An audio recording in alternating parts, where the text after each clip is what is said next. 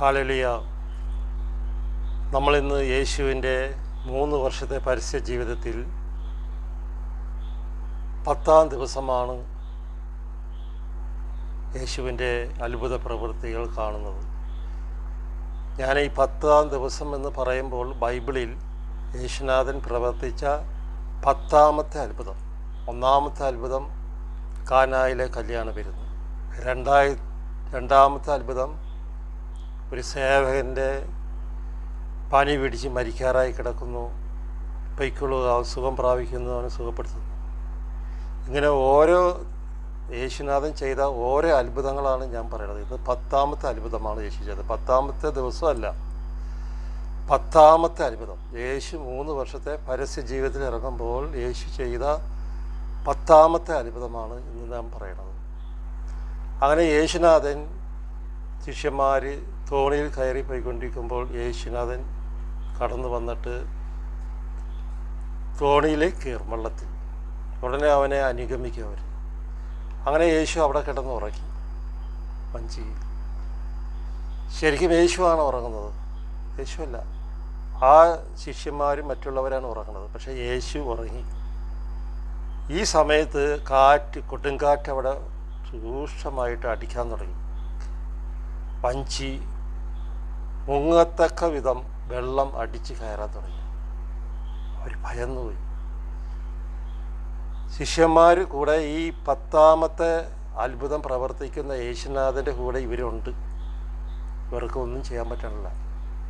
ഉടനെ ഇവർ അവിടെ കിടന്ന് നിലവിളിക്കാൻ തുടങ്ങി, ഗുരു, യേശുവേ വീണിരിക്കണമേ, ഞങ്ങൾ നശിക്കാൻ പോകുന്നു.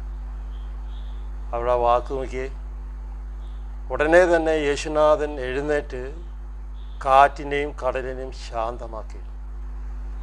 എന്നിട്ട് യേശു ചോദിക്കുന്ന ഒരു വാക്കുണ്ട് ശിഷ്യന്മാരോട്, അല്പവിശ്വാസികളെ, നിങ്ങൾ എന്തിന് ഭയപ്പെട്ടു? നോക്കിയേ, 9 അത്ഭുതങ്ങളും ഇവർ കണ്ടതാണ്. ഇവർക്കത് പ്രവർത്തിക്കാൻ ഒന്നും പറ്റില്ല. ചെറിയ കൊടുങ്കാറ്റടിച്ചപ്പോൾ ഈ ശിഷ്യന്മാർ ഭയന്ന് വിറച്ചു, ചത്തുപോകും, ഞങ്ങൾ മരിക്കാൻ പോകുമെന്ന് പറഞ്ഞ് ഗുരുവിനെ ഉണർത്തി. ശരിക്കും ഈ ഉറങ്ങിയത് ആരാണ്? ഇവരാണ് ഉറങ്ങിയത്, കർത്താവല്ല ഉറങ്ങിയത്. കർത്താവ് അങ്ങനെ ചായച്ച് തലയച്ചവിടെ കഞ്ചിക്കകത്ത് കിടന്നേ ഉള്ളൂ. അവരുടെ ആത്മാവ് ഉറങ്ങിപ്പോയി, അവർക്ക് അത് രക്ഷിക്കാൻ പറ്റില്ല. അതുകൊണ്ട് യേശു വിളിക്കുകയാണ്, അല്പവിശ്വാസികളെ, നിങ്ങളുടെ വിശ്വാസം എവിടെ പോയി? എന്താണ് ഇങ്ങനെ ഒക്കെ യേശു വേദനയോടെ ചോദിക്കുകയാണ്. ആ വചനം നമുക്കൊന്ന് ശ്രമിക്കാം. മത്തായിയുടെ സുവിശേഷം 8-ാം അധ്യായം 23 മുതലുള്ള തിരുവചനം. ഹല്ലേലൂയ. യേശു തോണിയിൽ കയറിയപ്പോൾ ശിഷ്യന്മാർ അവനെ അനുഗമിച്ചു. അപ്പോൾ യേശു എവിടെയും നിൽക്കുകയായിരുന്നു. അങ്ങനെ ശിഷ്യന്മാർ തോണി തുഴഞ്ഞിങ്ങനെ വരുന്ന സമയത്ത് യേശുവിനെ കണ്ടപ്പോൾ യേശുവിനെ വഞ്ചിക്കകത്ത് കയറ്റി. ഹല്ലേലൂയ. കടലിൽ ഉഗ്രമായ കൊടുങ്കാറ്റുണ്ടായി. യേശു വഞ്ചിയിൽ കയറി ഒരു തലയണ വെച്ച് യേശു അവിടെ നിശബ്ദമായി ഉറങ്ങുകയാണ്.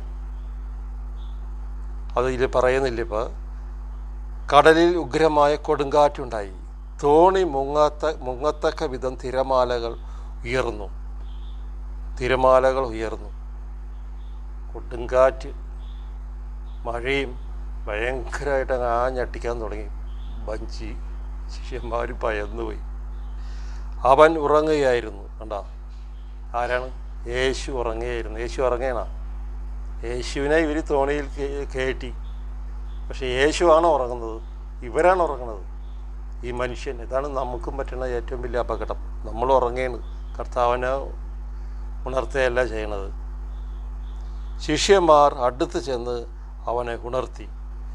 യേശുവിൻ്റെ അടുക്കിലേക്ക് ശിഷ്യന്മാർ ഓടി വന്നു. രക്ഷയില്ല. കാറ്റും കോളം അടിച്ചു കഴിഞ്ഞപ്പോഴത്തേനും തിരമാലകൾ അടിക്കാൻ തുടങ്ങി. വഞ്ചി മുങ്ങാൻ പോണ പോലെ വിധത്തിൽ അവർ മരിക്കാൻ പോയാണ്. ഓടി ഇങ്ങോട്ട് വന്നിട്ട് യേശുവിനെ ഉണർത്തുകയാണ്. യേശു കിടക്കുകയാണ്. അപ്പോൾ ഈ ഭാഗം ഒന്ന് ചിന്തിച്ച് നോക്കി. ഇത്രയും വലിയ കൊടുങ്കാറ്റും വെള്ളം ആഞ്ഞടിക്കുമ്പോൾ ഒരു മനുഷ്യനെ എങ്ങനെ ഉറങ്ങാൻ കിടക്കും? ഏതൊരു മനുഷ്യനെങ്കിലും ഉറങ്ങാൻ പറ്റുമോ? യേശു ഒരു മനുഷ്യനായിട്ട് ദൈവപുത്രനായിട്ട് ജീവിക്കുകയാണ് ഇവരുടെ കൂടെ.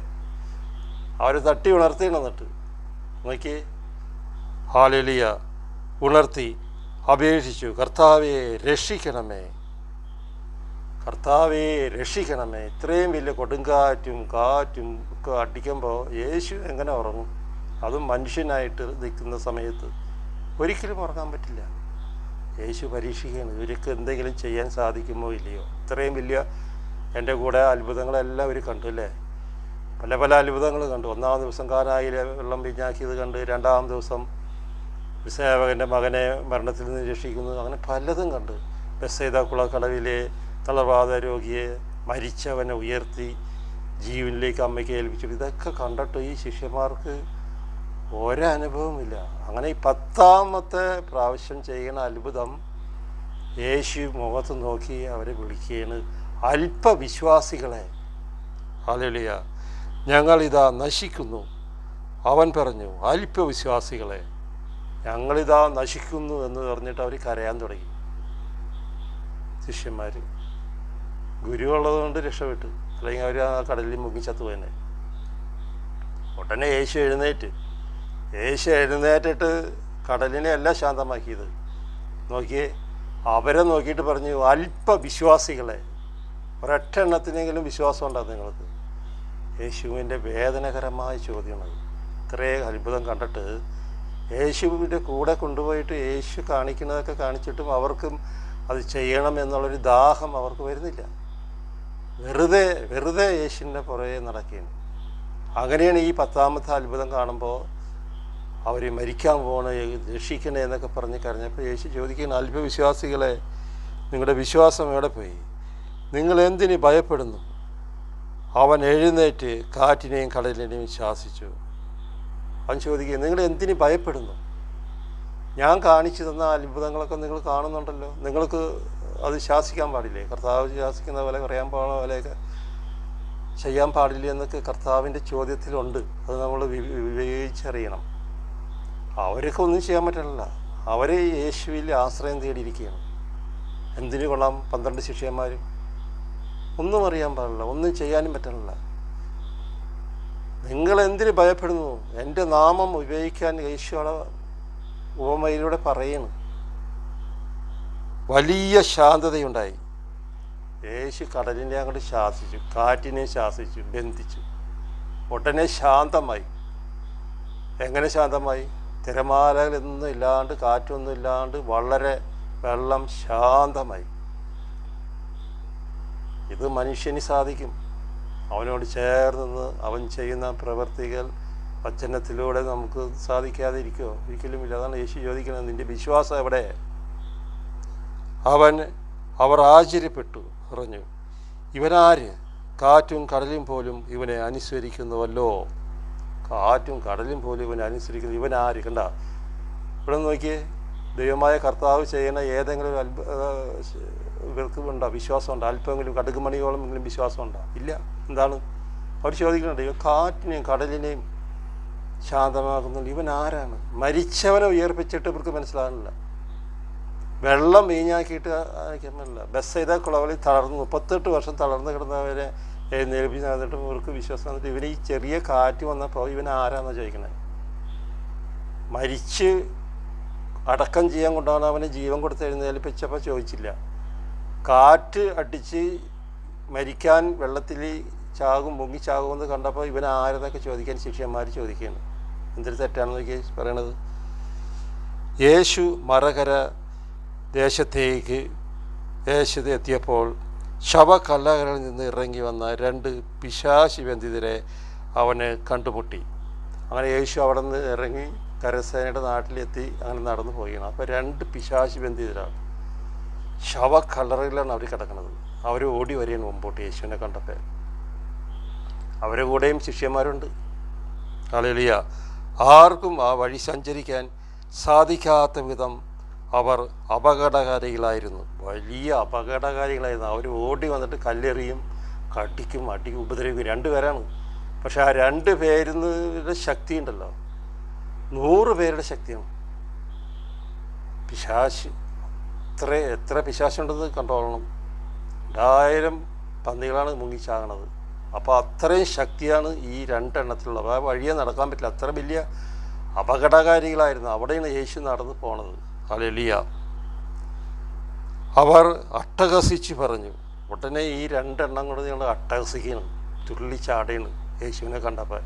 എന്താ പറഞ്ഞതെന്ന് നോക്കിയേ. അട്ടഹസിച്ച് പറഞ്ഞു, ദൈവപുത്ര, നീ എന്തിന് ഞങ്ങളുടെ കാര്യത്തിൽ ഇടപെടുന്നു? ദൈവപുത്ര, കണ്ട പിശാചുകൾക്ക് പോലും അറിയാം ദൈവപുത്രനാണെന്ന്, ശിഷ്യന്മാർക്ക് അറിയാൻ പറ്റില്ല. അവർ പറയാണ്, ദൈവപുത്ര, എന്തിന് ഞങ്ങളുടെ കാര്യത്തിൽ നീ ഇടപെടുന്നു? സ്വയമേ ഞങ്ങളെ രക്ഷിക്കണം, ഞങ്ങളെ പീഡിപ്പിക്കരുത്. നീ വന്നിരിക്കുകയാണോ? ഞങ്ങളെ പറഞ്ഞു വിടരുത്. അല്പം അകലെ വലിയൊരു പന്നിക്കൂട്ടം മേയുന്നുണ്ടായിരുന്നു.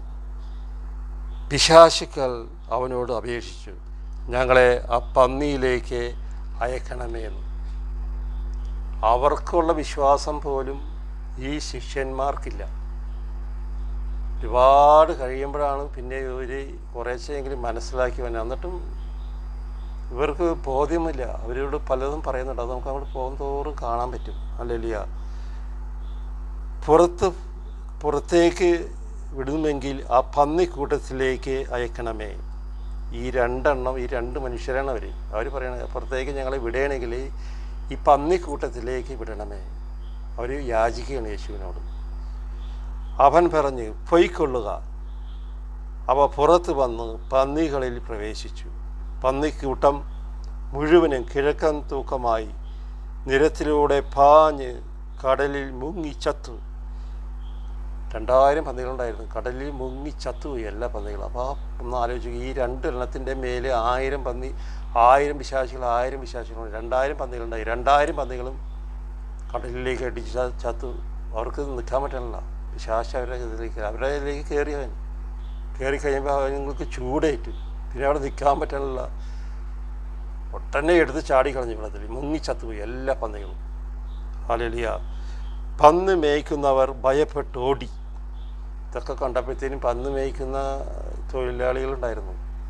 അവർ പേടിച്ച് ഭയന്ന് ഓടിപ്പോയി കളഞ്ഞു. കാരണം പന്നി മുഴുവനും കടലിൽ മുങ്ങിച്ചത്ത്. പട്ടണത്തിലെത്തി എല്ലാ കാര്യങ്ങളും പിശാച് ബന്ധിതർക്ക് സംഭവിച്ചതും അറിയിച്ചു. പിശാച് 2 വരെ ബന്ധിച്ചിരുന്ന അവർ സുഖം പ്രാപിച്ച് നിൽക്കുകയാണ്. അവൻ്റെ നിന്ന് ഇറങ്ങിപ്പോയി, പന്നികളിലേക്ക് കയറി. അത് പന്നികൾ ചത്തുവരി നേരെ ഓടി പട്ടണത്തിൽ പോയി പലരോടും പറയുകയാണ്. അപ്പോൾ പട്ടണം മുഴുവനും യേശുവിനെ കാണാൻ പുറപ്പെട്ടു വന്നു. ഈ സംഭവിച്ചത് വലിയ അത്ഭുതമല്ലേ? അപ്പോൾ അതൊന്ന് കാണാലോ എന്ന് കരുതി എല്ലാവരും പുറപ്പെട്ട് യേശു നിന്നിടത്തേക്ക് വരികയാണ്. അവർ അവനെ കണ്ടപ്പോൾ താങ്കളുടെ അതിർത്തി വിട്ട് പോകണമെന്ന് അവർ അപേക്ഷിച്ചു. ഈ അതിർത്തി വിട്ട് നീ ഉടനെ പൊയ്ക്കോളണം, ഇവിടെ നിൽക്കാൻ കാണുമ്പോൾ. ഈ 2 പേര് ഈ ശവക്കല്ലറയിൽ കിടന്നിരുന്നവരാണ്, പന്നി പിശാചുകൾ വധിച്ചിരുന്നത്. അവർ രക്ഷപ്പെടുത്തിയതല്ല വന്നവർക്കുള്ള ദാഹം. ഞങ്ങളുടെ പന്നികളെ നശിപ്പിച്ച് കളഞ്ഞ കാരണം നീ ഇവിടം വിട്ട് എത്രയും പെട്ടെന്ന് പോകാൻ പറഞ്ഞു. ഹല്ലേലൂയ. ഇത് നമ്മൾ 10-ാം ദിവസമാണ് കർത്താവിൻ്റെ അത്ഭുതം കാണുന്നത്. 10-ാം ദിവസം എന്ന് പറഞ്ഞിട്ടുണ്ടെങ്കിൽ യേശു 1-ാം ദിവസം മുതൽ 10-ാമത്തെ അത്ഭുത പ്രവർത്തിയാണ്. നാളെ 11-ാമത്തെ അത്ഭുത പ്രവർത്തനമാണ്. 11-ാമത്തെ ദിവസമായിട്ട് കൂട്ടരുത്. യേശു ബൈബിളിൽ ചെയ്ത 10-ാമത്തെ അത്ഭുതം, അതാണ് ഇന്ന് ഇവിടെ നമ്മൾ കണ്ടത്. Ave Maria. Praise the Lord.